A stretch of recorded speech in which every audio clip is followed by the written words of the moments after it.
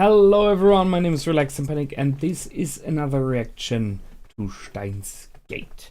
And as always, you know what to do. If you want to see the reaction itself, just go down into my description and you will find a link. Just replace the circumflex dot parts with real dots and enjoy the reaction. Once you've done, feel free to come back here and hear me out about this episode and what I think has happened. So see you soon. For those that came back, welcome back. So, well, that was an interesting episode. I really thought they would be like jumping instantly, but no, they didn't, because they can't. Because the machine is damaged, and once again, it is the fault of Ocarina, although not really. I mean, yes, he stopped her, he stopped Suzuha leaving the place, and by doing so she couldn't travel further back in time and do something. But I'm not sure if it was really wrong, so well, we will see. So what we have the background now. So as we know, she's from 2036, and in this time CERN is ruling completely. They are the dictatorship of Earth. They rule all of the Earth and created the dystopia that we have feared they would create. And well, Suzuha is member of in the end of the resistance of this time, which was partially founded by Ocarina, which is interesting.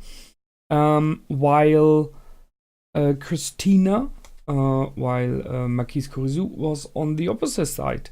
She was the one that created the time machine. I am not sure how much truth is in that, especially if you see that both of them are dead. So it might very well be she did something and they just changed it in the way that people perceive it, that people think of it. Well, whatever.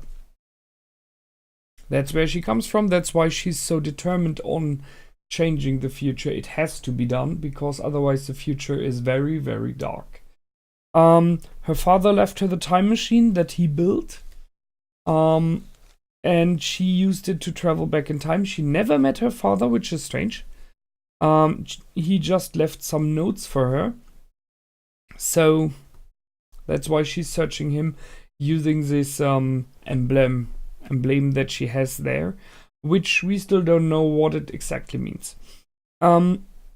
So when they went into the time machine, we saw that she wanted to go to 1975 first, or that there was at least already it was set to 75, so possibly her father already traveled in the past using it before he disappeared.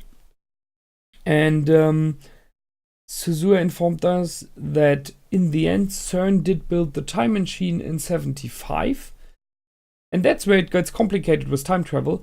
Possibly by doing the following. They set up systems to kind of spy on mails, on SMS, on everything, to search for everything that is time travel related.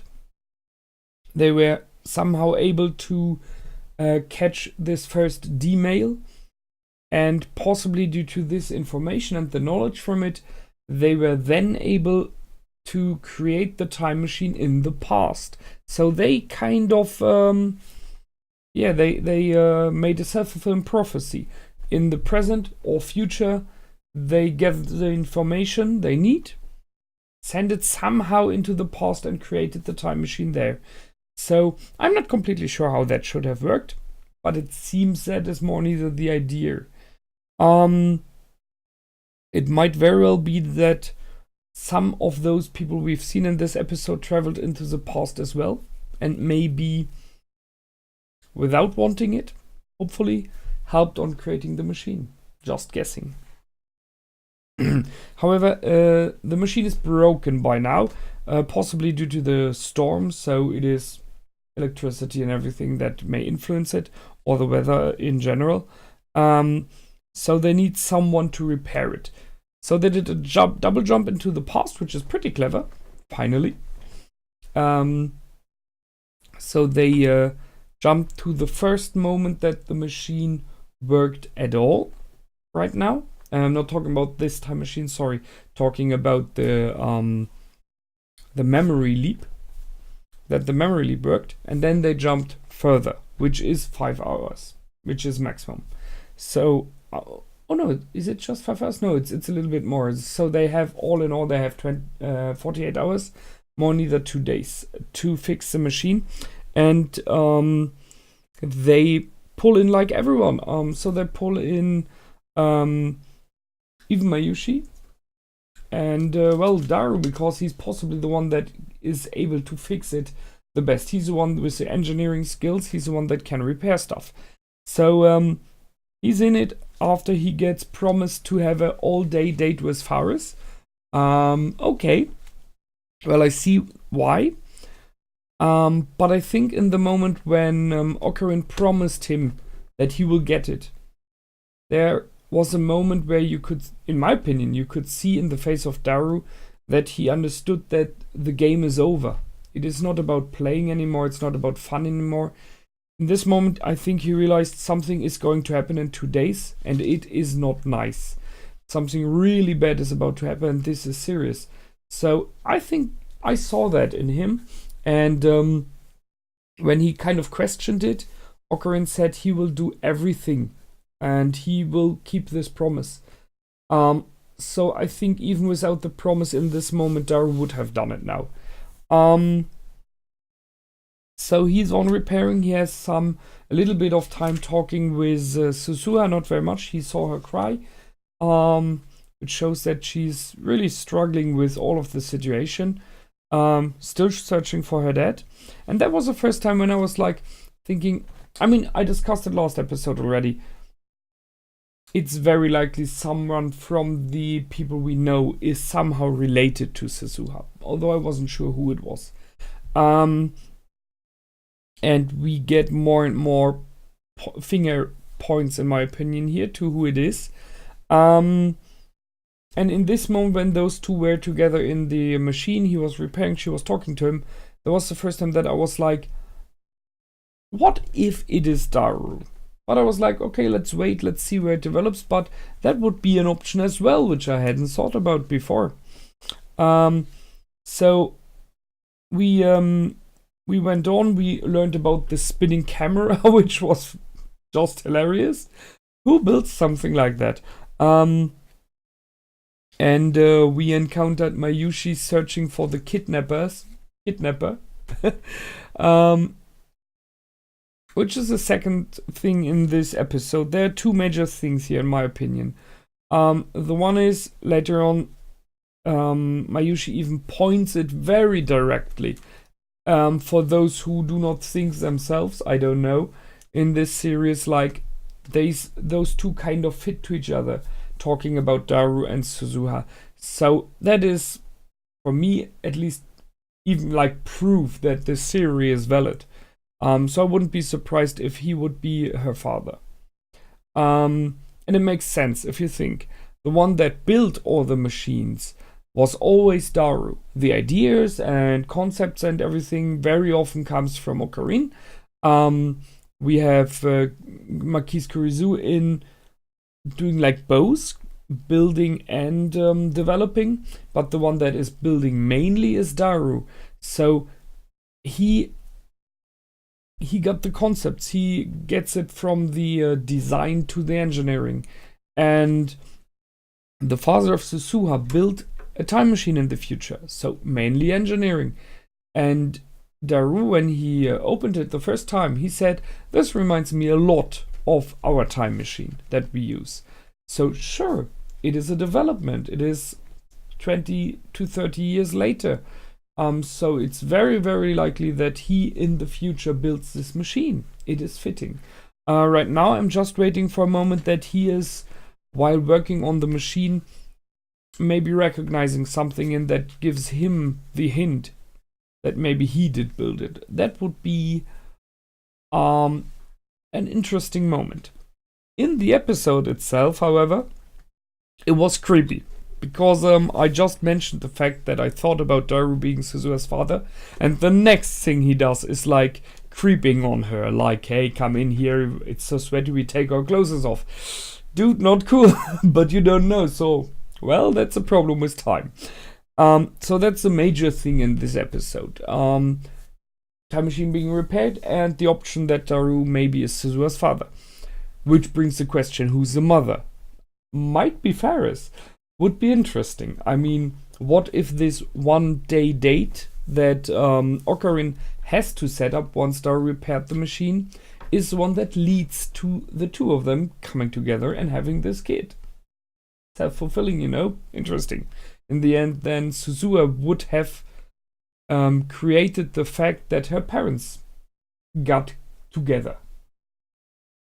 The other thing, number 2, and it pains my heart in this episode, is Mayushi still. Because in my opinion, we've seen more of her in this episode than in most of the others before. We see her in kind of a sad mood when Ocarina shouted at her. We see her in a funny and joyful mood.